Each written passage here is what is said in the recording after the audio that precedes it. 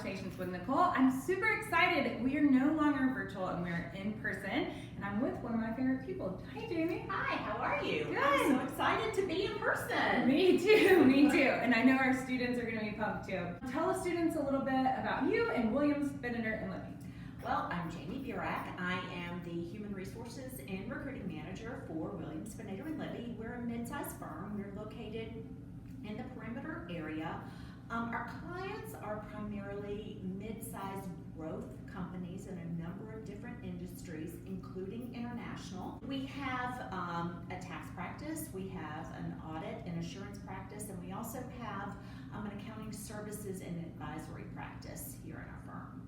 Oh, awesome. Go online right now, pause the video, and go check them out, see what jobs they have open, and see if you find something that you like. Yes, absolutely. We'll have internships and entry-level positions available for 2022. Yay!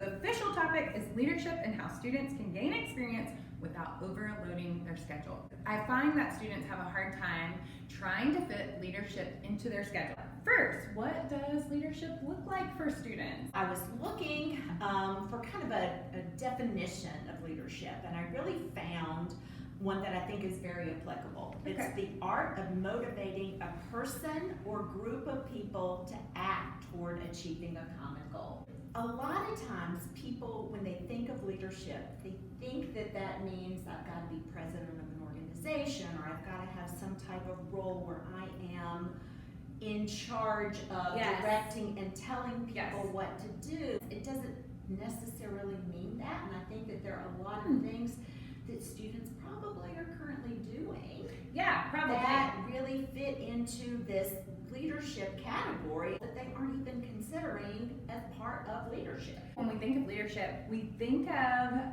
I'm in control, I'm power, I'm charging the troops. What kind of leadership does employers want to see students do, or when they're going through that recruitment process, what is it that you're kind of looking for that hones in on leadership? I'm looking for things where they have taken the initiative to do something that is not necessarily a requirement for them to do. So that shows some initiative, and I'm willing to put myself out there and do something that I didn't have to do, or that maybe is not necessarily in my comfort zone, something that is different than kind of my everyday. When I look at a student's resume, or when I talk to them, I'm looking at things like, are you already in an organization? It may be a social organization. It may be something that's connected to your major. It may be in student government. It doesn't necessarily mean that a person has to have a leadership role in that organization. Maybe if there's an opportunity, they've, volunteered for a committee. Students do things to check a box, right? But if you hear Jamie correctly, all she's really saying is that you're doing things that other students aren't doing. Or we've said it in many other career conversations before, where do the things that everyone else isn't doing, or do the hard thing. Think about the things that you maybe are already doing. A student has worked or is working while they're in school. What role have they taken on in that job? Have they had an opportunity maybe to train another employee, or to interact with another coworker? Even if they're in a social sorority or fraternity, have you done things with your peers? Part of working in a firm or in a company is working with your peers and getting your peers to work together as a team.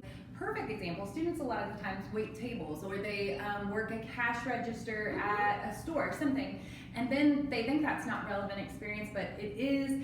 And so when you were talking about training people, it could have even been to train them as a server. It could be to train them as the cash register. Don't minimize students, the little bit of leadership experience, even if it's not accounting related. Correct. Some other things that I think are unique experiences, like when a student maybe does a study abroad program, or they do something that's a cross-cultural experience, or they've been on a sports team. A leader is someone who, like I said, brings people together toward a common goal, and so you've got to be willing to get in there. You are showing people by an example of what you're doing to get them to possibly, do the same thing as well. Think about the things that you are currently involved in. Think about the things that really interest you. It could be volunteering for an organization that's near and dear to you. I mean, that's leadership as well. It doesn't necessarily have to be going out there and doing something like a leadership conference or something. Correct. Like it doesn't have to be that. That kind of runs directly into the next question, was how do they start to add these things to their resume and their skill set without overloading their schedule? I feel like in college students, this is the one time where you're going to have the most freedom to step into things that you like. You're going to have a natural tendency to be more involved if you're doing something that you like. You're going to want to contribute. And I don't want people to think too that they've got to have like a laundry list of, 20 things. Right, I mean, it's right. all No, that's such a good reasonable. point. Yeah. We're looking for balance. It's not that someone has got to be completely overloaded in one Such area or a good another. point. It is balance. Please hear that what they don't want you to do is just put school and that's all you've done on your resume. So even if it's something you're passionate about, doing that, adding it will be great. How do they even add these leadership things to their resume? If it's something that is, job related, if someone's working while they're in school or whatever, and they've got, their job duties, then you can certainly highlight under that if you have, trained someone or if you've been in some type of supervisory role there. You can have, a section that, talks about, outside activities, and you can indicate, what organization you may have been, a part of and the things that you did as part of that organization.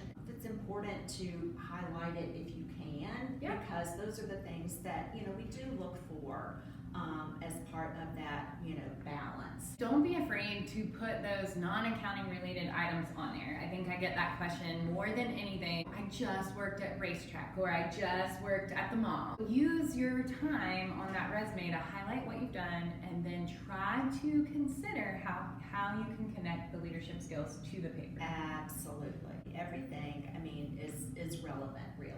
There's nothing in experience, and I know that makes it difficult when you're trying to get it on one sheet. You're like, okay, if everything's relevant, what do I do? Listing out everything and then just kind of paring it down and saying, okay, what are the things that I want to highlight? Yeah. And then obviously it leads into a conversation, probably in an interview type situation, and then you can expand on these different things as well. Well, Jamie, thank you so much for your time. This has been great being here. Students, I hope that you guys get the privilege to meet Jamie this coming fall. Look them up, and we